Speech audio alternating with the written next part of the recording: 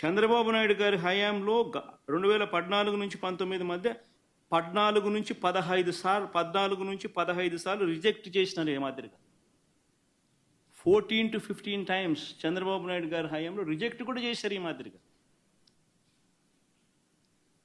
మన హయాంలో వైఎస్ఆర్సీపీ హయాంలో కూడా 18 సార్లు ఇది ఇలా రిజెక్ట్ చేసినారు. 18 టైమ్స్. తప్పేమీ కాదు, ఇంకా సంతోషపడాల. ఒక బ్రహ్మాండమైన ప్రాసెస్ ఉంది. ఆ ప్రాసెస్ ఎంత గట్టిగా పనిచేస్తూ ఉంది అని అంటే, ప్రతి ట్యాంకరు వచ్చిన తర్వాత 3 సార్లు ఆ శాంపుల్స్ టెస్ట్ చేసి దాంట్లో ఉన్న పదార్థాలను 3 శాంపుల్స్ దాన్ని టెస్ట్ చేసి 3 టెస్టులు పాస్ అవుతేనే దానికి యాక్సెప్ట్ చేస్తూ లోపలికి పంపించే కార్యక్రమం చేస్తారు అన్న ఒక మంచి రోబస్ట్